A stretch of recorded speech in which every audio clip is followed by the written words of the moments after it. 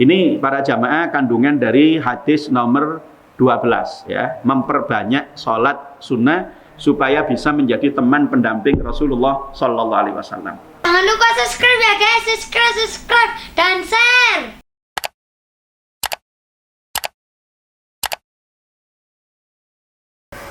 Assalamualaikum warahmatullahi wabarakatuh.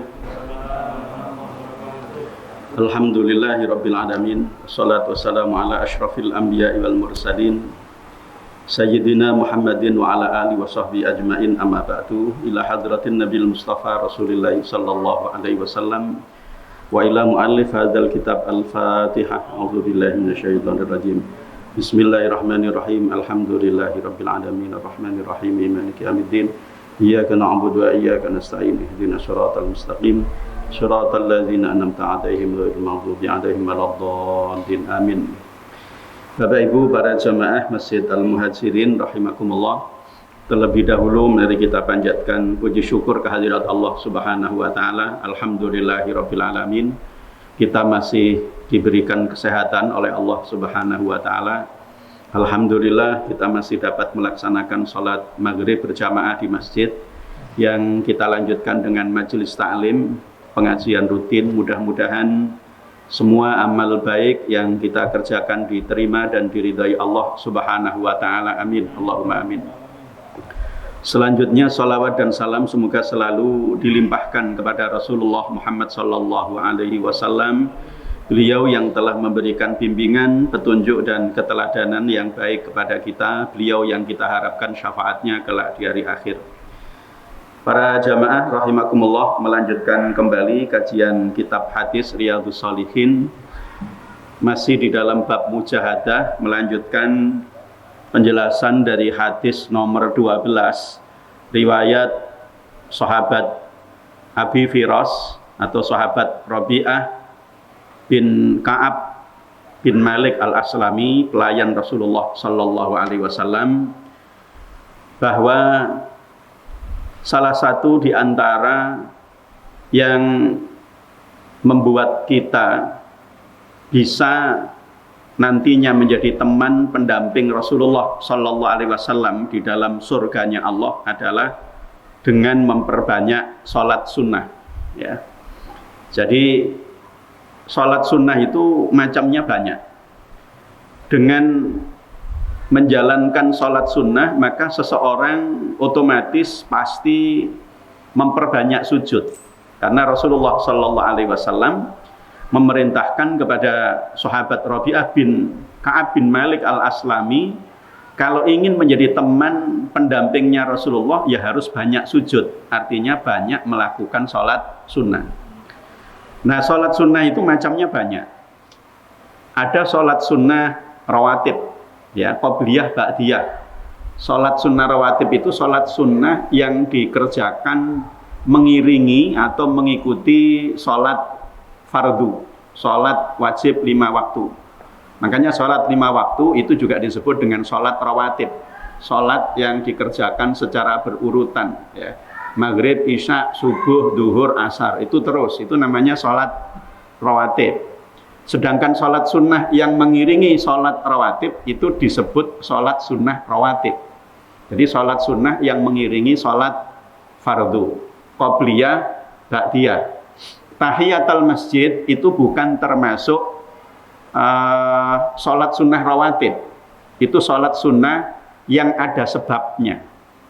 Jadi ada sholat yang ada sebabnya. Artinya karena sebab itu kita melakukan sholat. Contohnya seperti sholat tahiyatul masjid. Masuk masjid jangan duduk dulu, mengikuti petunjuk Rasulullah, kerjakan sholat sunnah 2 rakaat yang ringan, yang tidak terlalu lama sholatnya, dan sholat itu disebut dengan sholat tahiyatul masjid. Jadi sholat tahiyatul masjid ini tidak ada larangan, dikerjakan setelah subuh boleh, setelah asar boleh, asalkan sebabnya masuk masjid ya. Karena itu kalau sholatnya di lapangan ya tidak ada tahiyatul lapangan ya, atau tahiyatul maidan, itu tidak ada ya. Jadi ini keistimewaan masjid ya.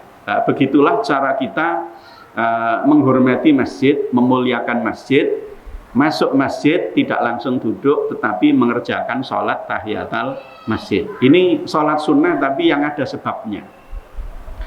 Sholat sunnah yang ada sebabnya lagi itu seperti sholat gerhana bulan, gerhana matahari. Itu sholat sunnah yang ada sebabnya. Itu dikerjakan kapan saja boleh, meskipun mungkin setelah asar. Setelah kita sholat asar, kalau memang masih terjadi gerhana matahari setelah asar, itu boleh mengerjakan sholat gerhana matahari, sholat sunnah gerhana, kusufus syams. Ya, bulan juga demikian. Itu sholat sunnah yang ada sebabnya. Nah, yang perlu kita jaga para jamaah rahimakumullah, yang sifatnya rutin, ya, sifatnya rutin mengiringi sholat fardu, yaitu sholat sunnah rawatib. Itu di dalam kitab Bulughul Maram, kalau sahabat ini Rabi'ah bin Ka'ab bin Malik al-Aslami ini di sini disebutkan hadis nomor 12 di dalam Riyadhus Shalihin ini. Tapi kalau di Bulughul Maram itu disebut hadisnya nomor 374 di dalam bab tentang sholat tatawu atau sholat sunnah. Di hadis nomor 375 itu ada hadis yang diriwayatkan oleh sahabat Abdullah ibnu Umar yang memberikan petunjuk kepada kita, dan ini dijadikan dalil oleh para ulama untuk menetapkan hukum tentang sholat sunnah rawatib, qobliyah, ba'diyah, yang mu'akkadah maupun yang ghairu mu'akkadah. Jadi sholat sunnah rawatib itu ada qobliyah, yaitu dikerjakan sebelum kita mengerjakan sholat wajib. Kalau ba'diyah itu dikerjakan setelah kita mengerjakan sholat wajib.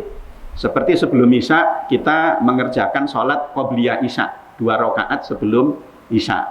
Setelah sholat isya kita mengerjakan ba'diyah isya 2 rakaat. Ya, itu namanya qobliyah ba'diyah. Tetapi tidak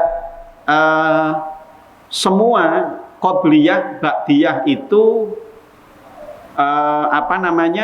mu'akkadah. Para ulama membagi menjadi 2. Salat sunnah rawatib yang qobliyah ba'diyah itu ada yang mu'akkadah. Mu'akkadah itu artinya sangat dianjurkan untuk dikerjakan, sehingga Rasulullah hampir tidak pernah meninggalkan salat itu. Itu namanya mu'akkadah. Atau Rasulullah memang menyampaikan bahwa salat ini kalau bisa jangan ditinggalkan. Nah, itu berarti mu'akkadah. Mu'akkadah itu sangat dianjurkan untuk mengerjakan. Kalau yang ghairu mu'akkadah, yang tidak sangat dianjurkan, itu Rasulullah kadang mengerjakan, kadang Rasulullah tidak mengerjakan. Jadi sak penae gitu, sak kobere, sak sempatnya. Nah, di hadis nomor 375 di dalam kitab Bulughul Maram, hadis riwayat Abdullah ibnu Umar itu disebutkan, sahabat Abdullah ibnu Umar mengatakan, hafidtu min Rasulillah sallallahu alaihi wasallam 10 rakaat.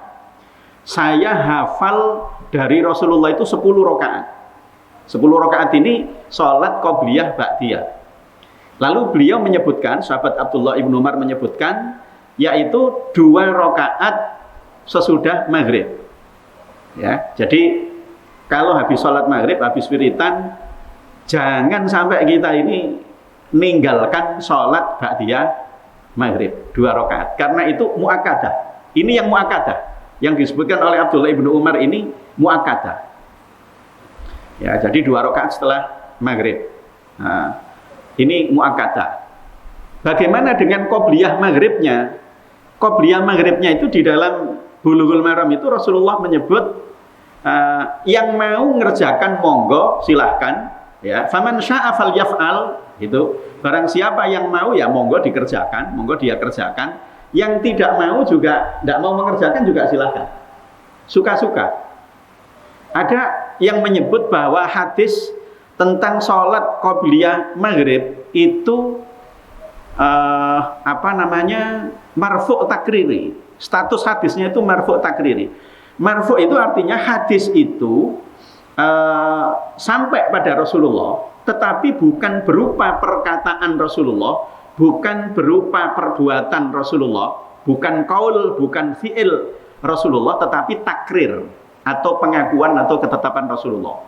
Artinya apa? Hadis tentang sholat qobliyah maghrib itu yang mengerjakan bukan Rasulullah sholat qobliyah maghribnya, tetapi sahabat Umar bin Khattab.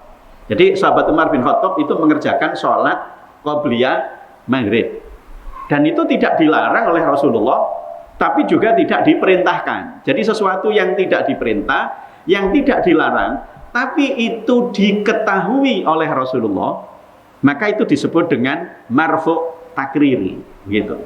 Marfu' takriri. Marfu' takriri itu ya orang lain, sahabat yang mengerjakan, Rasulullah no comment gitu, tidak melarang, tidak menyuruh. Itu namanya marfu' takriri. Jadi bagaimana kalau kita masuk masjid, setelah sholat tahiyatul masjid kemudian kita melakukan sholat qobliyah maghrib, bagaimana? Boleh.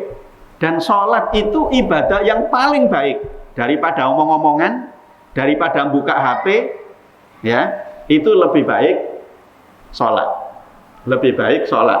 Nah, meskipun qobliyah maghrib itu ghairu muakkadah, jadi yang qobliyah maghribnya tidak sangat dianjurkan atau ghairu muakkadah, tapi yang ba'diyah maghribnya itu muakkadah. Jadi monggo, yang kalau menurut saya sih ya jangan hanya muakkadahnya, kalau bisa ya termasuk yang ghairu muakkadah. Kenapa? Daripada nganggur kita ini omong-omongan, ngobrol tidak ada manfaatnya. Ngomong corona ya wis belenger, wis gak perlu diomong corona. Nah, sebaiknya kita tidak perlu bicara corona, ya, supaya kita selalu optimis dan selalu sehat, ya. Yang penting tetap protokol kesehatan, itu aja sudah, ya. Jadi ba'diyah maghrib ini disebut oleh sahabat Abdullah ibnu Umar yang paling dihafal dari Rasulullah, dan para ulama menyebut ini muakkadah. Ini tidak ada ikhtilaf di kalangan ulama, tidak ada perbedaan pendapat. Kemudian yang termasuk sholat sunnah rawatib muakkadah adalah ba'diyah isya. Nah, ini begini, di Bulughul Maram itu disebutkan raq'ataini ba'dal maghrib fi baitihi. Rasulullah mengerjakan sholat ba'diyah maghrib itu di rumahnya. Nah, tapi ini harus dipahami, hadis ini jangan diamalkan begitu saja. Lalu kita mengerjakan ba'diyah maghrib di rumah. Ya kalau Ustaz Fahmi enak, rumahnya dekat. Ini mencolot gini sudah rumahnya. Wes insya Allah bisa ngerjakan ba'diyah maghrib. Tapi mungkin Pak Haryo yang rumahnya agak jauh, misalnya ke sini pakai sepeda motor, nah itu sampai rumah, apalagi naik sepeda motor goncengan sama istrinya misalnya, nah bisa jadi batal. Nanti nyampe rumah wudhu itu kadang ya rasa-rasen, belum lagi kalau ada tamu gitu. Jadi mengapa kok dikerjakan oleh Rasulullah di rumahnya? Karena rumahnya Rasulullah itu di sampingnya Masjid Nabawi. Jadi begitu kita memahaminya, jangan ditelan kudu nang omah. Akhirnya nek jenengan ke rumah, saya yakin saya sendirian di sini ngaji ini, tidak ada yang ikut ngaji, ya, karena semuanya melakukan ba'diyah maghrib di rumah masing-masing, ya. Jadi Rasulullah mengerjakan di rumahnya karena memang rumahnya berdampingan dengan Masjid Nabawi. Lalu yang termasuk muakkadah adalah ba'diyah isya. Jadi ba'diyah isya itu 2 rakaat. 2 rakaat oleh Rasulullah juga dikerjakan di rumahnya. Sekali lagi karena rumahnya Rasulullah memang berdampingan dengan masjid, ya. Jadi sudah 4 rakaat. 2 rakaat ba'diyah maghrib, 2 rakaat ba'diyah isya. Qobliyah isya bagaimana? Qobliyah isya itu tidak termasuk muakkadah. Itu termasuk ghairu muakkadah. Makanya boleh, karena ngajinya ini kepanjangan, sudah isya tapi keterangannya belum selesai atau masih ada pertanyaan, misalnya agak sedikit mundur waktu isyanya, nah nanti begitu isya diadani terus dikometi saja, tidak pakai qobliyah, boleh, tidak apa-apa, karena ghairu muakkadah. Karena ghairu, tapi ya kita tetap berupaya eman lah, jangan hanya muakkadahnya aja, kalau bisa yang ghairu muakkadah, ya. Jadi qobliyah isyanya itu ghairu muakkadah. Kemudian qobliyah subuh, ya, qobliyah subuh 2 rakaat itu juga muakkadah. Bahkan ini luar biasa. Oleh Rasulullah diberikan beberapa penjelasan ya yang semakin menguatkan keberadaan sholat sunnah qobliyah subuh. Jadi qobliyah subuh itu di samping muakkadah ya oleh Rasulullah disebut rakaatul fajri khairun minad dunya wa ma fiha. 2 rakaat qobliyah subuh itu nilainya lebih baik daripada dunia saisinya. Ini weman. Makanya subuh ini, jam digital ini diupayakan waktu jeda antara adzan dan iqamat yang paling lama adalah subuh. Ojo kesusu. Ya, jangan kesusu, tapi jangan terlalu lambat juga sampai terbit matahari, ya. Ya, jangan. Dan di Masjidil Haram di Madinah itu yang dipakai itu. Jadi yang paling lama jeda waktu antara adzan iqamat itu subuh. Itu paling lama ya. Di tempat saya juga alhamdulillah juga di setting ini agak lama antara adzan iqamat untuk subuh. Cuman kadang saya agak ini juga ke jamaah itu. Karena jamaah itu kalau ngelihat sudah tidak ada orang sholat itu terus tangannya keplok-keplok gini. Saya bilang, lapo kok dikeploki kaya doro ae. Ya, mbok ya jangan begitulah. Kasih kesempatan saudara kita yang dari rumah. Subuh itu kan abot, tangi itu abot. Apa maneh nek kate keramas barang. Nah, kan adus jinabat kan malah abot itu. Nah, orang masih butuh ke kamar mandi untuk buang air kecil, buang air besar, belum cuci muka. Mungkin gosok gigi. Ini subuh ini gak sama seperti sholat maghrib, tapi real jamaah yang militan betul itu subuh. Jamaah yang betul-betul jamaah itu ya subuh itu mesti militan. Kalau bangun masjid, bangun langgar, mau ditingkat, mau diperluas, lihat jamaah subuhnya saja. Jangan lihat jamaah maghribnya. Itu palsu jamaah maghrib itu, ya. Nah, palsu itu artinya kan orang itu banyak bisa datang ke masjid, bukan hanya warga sekitar masjid, mungkin orang dari jauh juga banyak yang ke masjid. Tapi kalau subuh itu real, makanya kadang orang, wah maghrib jamaah gak amot, ini masjidnya di tingkat temenan tiba-tiba sing sholat gak tapi ono, lah kan rugi itu ya. Jadi yang penting masjid itu pertama ya fungsinya dulu jalan. Ya, fungsinya itu ya makmur ya. Makmur itu artinya memang jamaahnya banyak. Dipakai secara fungsional terutama untuk sholat 5 waktu berjamaah. Jadi kadang saya mengingatkan, ini beberapa hari ini saya mengingatkan, sudah ada jam digital gitu loh. Sudah disepakati di rapat, mbok ojo dikeploki. Kayak orang jahiliyah saja. Mohon maaf ya, di Al-Qur'an itu disebut firman Allah, a'udzubillahi minasyaitonirrajim, wa ma kana salatuhum indal baiti illa muka'an wa tasdiya. Salatnya orang-orang Arab jahiliyah itu, salatnya orang-orang yang paganisme itu, yang mereka menghormati Ka'bah tapi juga nyembah berhala, indal baiti illa muka'an wa tasdiya. Di samping Ka'bah itu tidak lain kecuali muka'an, bersiul dan bertepuk tangan. Nah, pokok ditepuk tangan itu loh, ya wis ono jame gitu. Kadang saya jangan, apalagi masih ada saudara kita yang sholat, yang belum selesai, lagi sujud. Itu kan menyinggung sekali itu. Akhirnya dia kesusu. Belum lagi kalau misalnya dia datangnya agak ngos-ngosan, itu kan ambekannya itu kan. Nah, itu jangan-jangan dia ini sesak nafas gara-gara kesusu itu. Jadi hati-hati ya, hati-hati. Saya ingatkan itu, gak perlu dikeploki dah.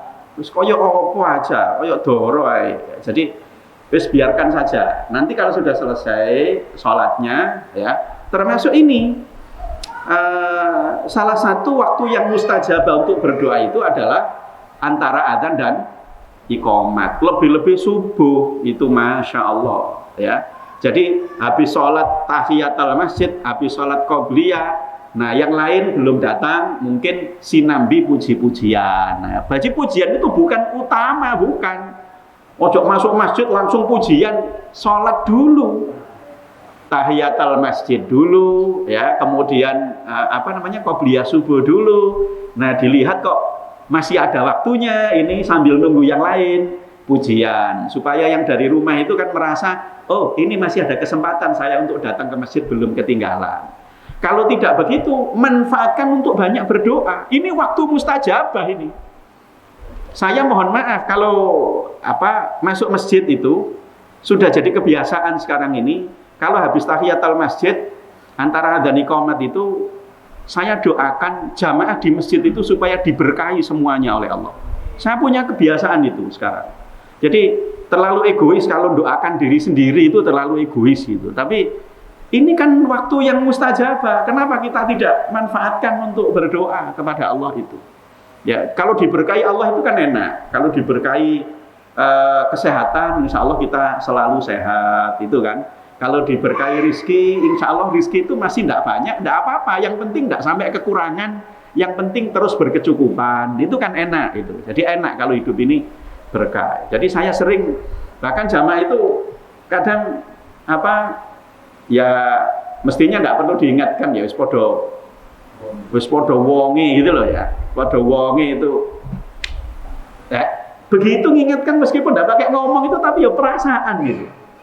Itu tidak enak ya, itu tidak enak. Jadi makanya kalau subuh itu mungkin bisa diatur agak sedikit lama waktunya ya. Kalau maghrib, isya monggo disesuaikan dengan situasi dan kondisi, tapi setting itu sebenarnya kan sudah disesuaikan dengan kebiasaan jamaah itu ya. Jadi terutama subuh. Nah, subuh ini saya kembali ke qobliyah subuh para jamaah.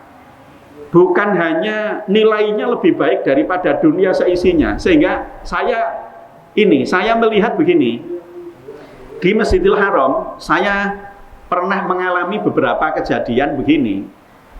Sudah dikomati itu di Masjidil Haram itu sudah dikomati, waktu sholat subuh itu sudah dikomati. Orang yang terlambat itu masih ternyata dia tidak langsung ikut gabung untuk sholat jamaah, tapi dia ingin sholat qobliyah subuh. Saking tidak mau kehilangan lebih baik daripada dunia seisinya itu, 2 rakaat qobliyah. Jadi dia lari-lari, sholatnya agak sedikit cepat, tujuannya cuma satu, saya tidak kehilangan 2 rakaat subuh yang nilainya lebih baik daripada dunia seisinya. Nah, keutamaan qobliyah subuh lainnya ya, ini waktu subuh ini waktu yang disaksikan oleh para malaikat. Jadi berdasarkan firman Allah di dalam Al-Quran surat Al-Isra, Inna Qur'anal fajri kana masyhuda. Sesungguhnya sholat subuh itu, bacaan subuh itu disaksikan oleh para malaikat. Makanya subuh itu istimewa. Kalau enggak datang ke masjid subuh, wah itu eman, karena tidak mendatangi malaikat itu juga ya. Jadi inna Qur'an al-fajri kana masyhuda, itu disaksikan oleh para malaikat. Dan malaikat makanya ada minyak wangi itu namanya malaikat subuh. Tidak ada malaikat maghrib itu tidak ono. Apa mana malaikat isya itu tidak ono. Malaikat subuh paham itu. Orang-orang yang jual parfum di sekitar Masjidil Haram, Masjid Nabawi, tanya minyak wangi, parfum, malaikat subuh, ngerti mereka. Ada malaikat subuh gitu. Maksudnya ini malaikat, ini minyak wangi malaikat subuh. Malaikat maghrib mafihina, tidak ada malaikat maghrib itu. Ya, yang ada malaikat subuh. Dan syukur kalau subuh itu kita bisa sedekah. Tidak harus banyak, semampu kita. Kalau ada banyak, monggo. Kalau ada sedikit, monggo. Yang penting istiqomah dan yang penting ikhlas. Dan kalau kita bisa begitu, itu malaikat itu kan ada malaikat subuh itu yang selalu mendoakan Allahumma a'ti munfiqan khalafan. Ya Allah, gantilah orang yang infak sedekah dengan ganti yang lebih baik. Berikan ganti kepada orang yang infak sedekah dengan ganti yang lebih baik, lebih banyak, lebih barokah. Ini termasuk nasihatnya almarhum almarhumlah Syekh Ali Jabir ya. Luar biasa ini. Namanya sedekah subuh. Ya, bukan sedekah maghrib, bukan. sedekah subuh. Maghrib ya enggak apa-apa, isya enggak apa-apa, zuhur enggak apa-apa. Tapi ini sedekah subuh. Itu dijamin insya Allah tidak mengalami kefakiran. Ya, tidak mengalami kefakiran. Sing penting ikhlas loh ya. Sing penting ikhlas ya. Rp2.000 setiap hari rutin masuk masjid, masukkan kotak masjid, atau mungkin ada orang lain yang perlu untuk beli gula atau kopi, ya dia tidak bisa beli kopi misalnya, masih itu teh, monggo ya. Untuk beli rokok ya, tapi jangan ya kalau rokok ya. Ya, untuk beli kopi itu misalnya, nah itu insya Allah diganti oleh Allah yang lebih baik, lebih banyak, lebih barokah. Terus orang yang bangunnya lebih awal, itu pasti kehidupan hari itu yang dia jalani itu insya Allah lebih baik dibanding orang yang bangunnya lebih siang dari orang itu. Makanya juga tidak baik tidur habis subuh itu ya. Itu bikin orang muda kena kencing manis ya, bikin hipertensi, macam-macam itu penyakit itu karena habis subuh itu tidur ya. Mestinya habis subuh itu ya kalau mau ngaji monggo, kalau tidak ya olah fisik, olahraga, itu jalan-jalan dan lain sebagainya. Bagi pedagang ya segera berangkat dagang, tokonya dibuka, pasarnya dibuka dan seterusnya. Meskipun PPKM kan tidak ada larangan ya tidak ada larangan, kecuali ini kan PPKM-nya sudah tidak ada ya. Sudah terakhir ya. Terakhir hari ini ya. Mudah-mudahan tidak ada PPKM level 5 ya. Kalau ada PPKM level 5 kayak sambel itu nanti ya. Ada sambel level 4, level 5 ya. Jadi mudah-mudahan mulai bangkit ya kehidupan kita, ekonomi masyarakat kita ya. Saya kembali kepada tadi para jamaah, jadi qobliyah subuh ini luar biasa ya, luar biasa. Dan kita istiqomahkan kalau bisa ya, kalau bisa. Nah, kemudian berikutnya yang ini kan sudah 6 rakaat tadi. Yang termasuk muakkadah itu ba'diyah duhur. Qobliyah duhur. Qobliyah duhur 2 rakaat itu termasuk muakkadah. Jadi qobliyah duhur yang 2 rakaat itu muakkadah. Ada di dalam hadis disebutkan qobliyah duhur itu 4 rakaat. Tapi yang muakkadah adalah yang 2 rakaat. Ya, sudah 8 rakaat. Kemudian ba'diyah duhur. Nah, setelah sholat duhur kita melakukan sholat sunnah ba'diyah, itu yang 2 rakaat itu muakkadah. Ini 10 rakaat yang muakkadah. Qobliyah asar tidak muakkadah. Tapi meskipun tidak muakkadah, ayo dikerjakan kalau memang ada waktu dan kesempatan. Ya. Kemudian qobliyah maghrib tidak muakkadah. Qobliyah isya tidak muakkadah. Tapi kalau ada waktu dan kesempatan, ayo dikerjakan. Yang tidak ada itu ba'diyah asar sama ba'diyah subuh. Meskipun sewenang sholat, tapi tidak boleh. Haram hukumnya sholat ba'diyah subuh sama ba'diyah asar. Kecuali sholat yang ada sebabnya, seperti yang tadi saya sebut, ya, seperti tahiyatul masjid, seperti sholat gerhana tadi. Ini sholat sunnah rawatib. Ada lagi istilah sholat sunnah nawafil. Jadi selain itu, selain sholat yang ada sebabnya, selain sholat sunnah rawatib, itu yang lain disebut dengan sholat sunnah nawafil. Nawafil itu bentuk jamak dari kata nafilah, artinya sholat sunnah, sholat tambahan. Namanya bisa macam-macam. Ada sholat duha, karena dikerjakan di waktu duha. Ya, tapi termasuk sholat nawafil. Sholat tahajud dikerjakan di malam hari setelah kita bangun dari tidur malam. Itu namanya sholat tahajud, termasuk sholat nawafil. Ada sholat hajat, ya, ada sholat istikharah. Nah, kalau sholat istisqa itu sholat yang ada sebab, ya. Nah, sebabnya karena minta hujan, ya. Kemudian ada banyak sholat sholat taubat, sholat isyraq, ya. Kemudian banyaklah macam-macam sholat itu banyak sekali, ya. Banyak sekali, tapi itu semuanya masuk di dalam kategori nawafil, ya, nawafil, sholat sunnah tambahan, ya. Nah, sama baik sholat sunnah rawatib, nawafil maupun yang ada sebabnya tadi, itu intinya kita berarti memperbanyak sujud.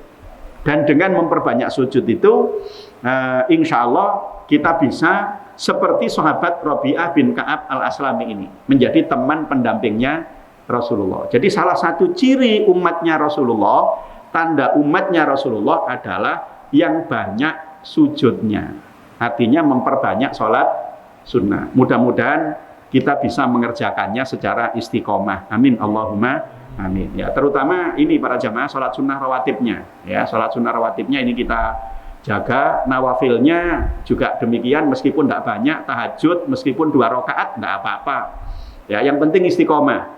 Ya, witir meskipun 3 rakaat tidak apa-apa. Tidak harus 11 rakaat. Yang penting istiqomah. Duha meskipun tidak bisa 12 rakaat, tidak bisa 8 rakaat, 4 rakaat, 2 rakaat, yang penting istiqomah. Sholat tasbih misalnya meskipun tidak bisa setiap hari, tidak bisa setiap minggu, alhamdulillah kalau di amaliyah Lailatul Istima Nahdlatul Ulama itu selapanan sekali, ya 36 hari sekali, lumayan sholat tasbih itu. Sholat tasbih, sholat hajat itu kan kondisional, bergantung dengan hajat kita masing-masing. Sholat duha diistiqomahkan. Insya Allah dengan begitu nanti akan jadi kebiasaan baik. Ya, jadi kalau sudah jadi kebiasaan baik, kita tinggalkan itu rasanya ndak enak sekali. Ya, ini para jamaah kandungan dari hadis nomor 12. Ya, memperbanyak sholat sunnah supaya bisa menjadi teman pendamping Rasulullah Sallallahu Alaihi Wasallam. Saya kira demikian para jamaah, mudah-mudahan bermanfaat, kurang lebihnya mohon maaf. Mari kita tutup dengan doa Al-Fatihah. Ar-Rahmanir-Rahim, Maliki yaumiddin, iyyaka na'budu wa iyyaka nasta'in, ihdinas siratal mustaqim. Shiratal ladzina an'amta 'alaihim ghairil maghdubi 'alaihim waladdallin. Amin. Allahumma shalli wa sallim wa barik ala sayidina Muhammad wa ala ali sayidina Muhammad walhamdulillahi rabbil alamin. Allahumma anfa'na bima 'allamtana wa 'allimna ma yanfa'una wa zidna ilman nafi'a. Rabbana atina fid dunya hasanah fil akhirati hasanah wa qina adzabannar. Wa sallallahu ala sayidina Muhammadin wa ala alihi washabihi wasallam. Walhamdulillahi rabbil alamin. Subhanakallahumma wa bihamdik asyhadu an la ilaha illa anta astaghfiruka wa atubu ilaik. Wallahu a'lam bishawab. Assalamualaikum warahmatullahi wabarakatuh.